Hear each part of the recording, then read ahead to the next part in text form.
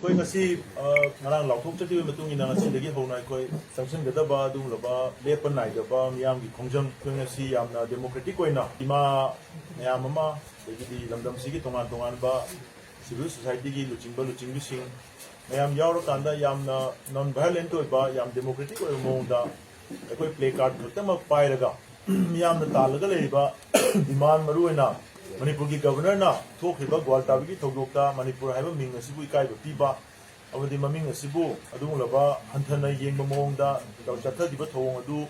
pendabagi lawrko miyam ki kholauna madu soigre lawri ware tu soigre langre haibisi miyam da hayu haiba madugi pressure pibagi demand tawbagi adung lo khongjang adu ngasi ahan bu jengthin ba hojabani adu haiba khongjang asi sanction na bo hodaba matamda security forces ki maike degi Ating ba apan ba mayamo pisalak ko dudagi mungarak ko duna maram moira kanda asok apan sing yaw pre maroina maralay taba kulay pai bisuna taba mapangan yam kan bisuna taba ima sing adugi makhong makuta yam sathina sokpa yaksalak ba asina koina Manipur miyam da thamjaning ba amadi government lenga ki maike da thamning basi democratic oi ba khongjang changjan bada yam ka hena resistance pi ba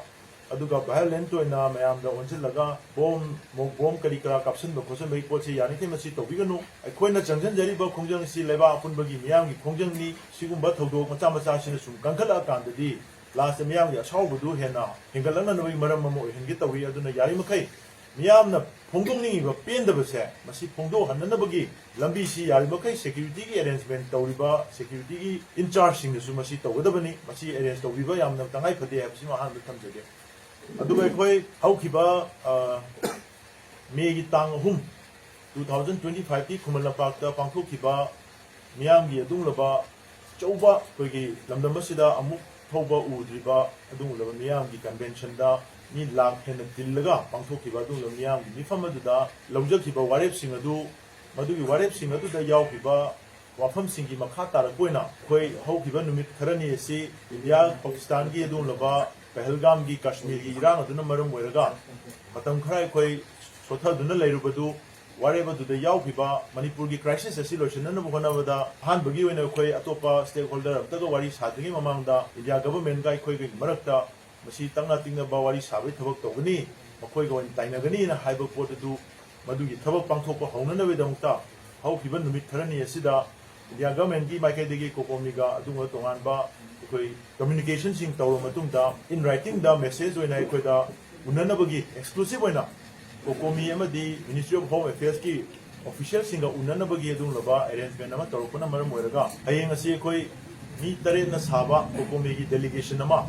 New Delhi gi damakta koi tacharagani aiba delegation asina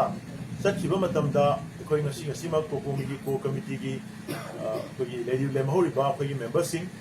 executive committee members sing women wing members sing farmers wing members sing students wing members sing unamak asina hoji Gwaltabi da thoi ba irang asiga mari lenana sangse leiba khongjang sing asi makha adumuk chathana na ba ekoi kudimak sem saduna lejare aduna haiba chatkadoriba khongchat asidasu hana ekoi Manipur crisis khaktagi oiba miyamna convention da lokiba warep sing adu yumpham moiraga ahan bagi wari saba hoge na taw botu madu matam khara ekoi madugi agenda adu hol tawrakanda hoji burning issue oina leiriba governor na apology tawgadaba tangai phadaba leiriba state ki administrator sing top administrator sing asigi mathakta lokhatkadaba thabak sing lokhatana leiriba adu ngasi dagi changja leiba miyam gi khongjang sing asigi issue sing asi ekoi lakadoriba pangthokadoriba Delhi da pangthokadoriba nifam asida ekoi sakadoriba delegation team asina su ekoi soidana ukhatjaragani aduga haiba delegation team asi ekoi gi kokomi gi aisa convener na lead tawjarakanda ekoi gi consultative member ani mana yawrakanda aduga ekoi core committee gi mioi mangana apunba khoi mi tare ki team ama chalaga tangkul tareta ekoi issue manam namjal kona marum warakanda ekoi na tawgodoriba mapung oiba agenda di yan hambada miyamna lawriba warep sing convention da lawriba warep sing asi India government gi kwaidagi matik chaba kwaidagi maram chaina khanba misak aduda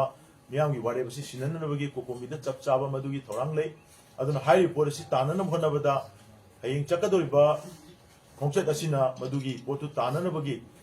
tangai phadaba necessary ekoi procedure sing adu formality sing adu loina ma pangthoknana ba ekoi honagani aduga madu confirm tor matang na unagado misagadu koi Prime Minister OBI, Home Minister OBI, ama oirekpe do oirekadobadu confirm tawra matung dadi koi somna kanda la kanda koi miyam gi oiba apunba koi gi issue si pukanna nabagi tangai fadabu do koi arrange tawjagani aduna chatkadoriba khongchada siga mari lenana koi paikhatkadaba thabak singi koi sem saba yam bal loire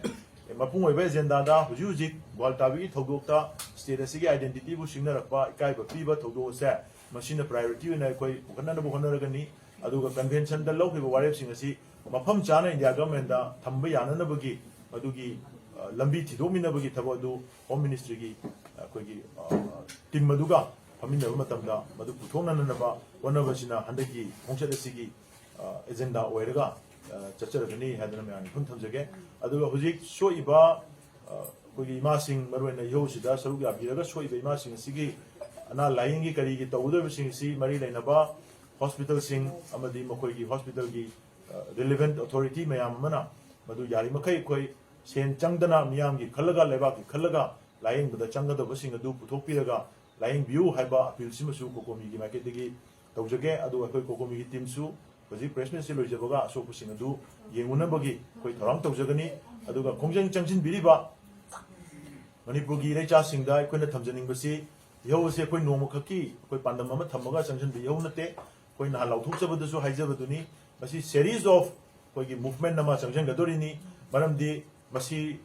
koi na taliba demand sing asa leba asi da pirak khibai kai basi masi compromise to ba negotiate to resolution be aba dumba pibam oikide aduna madu negotiate to ya da poni na masi phangna na bohna bada koi miyamna thengkhang kayarakta numit kayani tarani changbai kunni changbai tham changbai chahi changbai adugo koi hanbule tana kongjang si changjan gadabani na masi phase naina koi tamna tamna masi changjan ba aduga leiba sigi leiriba administrator ne handle leiriba makoi sing sigi mana kong chihanba makoi gi thabak thorom sing asida koi myam changdana aduda pressure piba aduga makhal makha kya gi kongjang sing changjan matamda yari makai koi gi di non violent amadi democratic koi ba mong da tawsi aduga security force na ka henba thabak toriba sing cha adumba responsible ba security person sing adui mathakta matik chaba thawat lokhan hanaba koi myam punna punna dum ponna minara changjan minasi aduna nga ki koi pen dabagi su legani pen basu legani adugo ihosi changchal panda mi yamna yamkhalakpa matamdadi control tawbuda waba sing du yari makai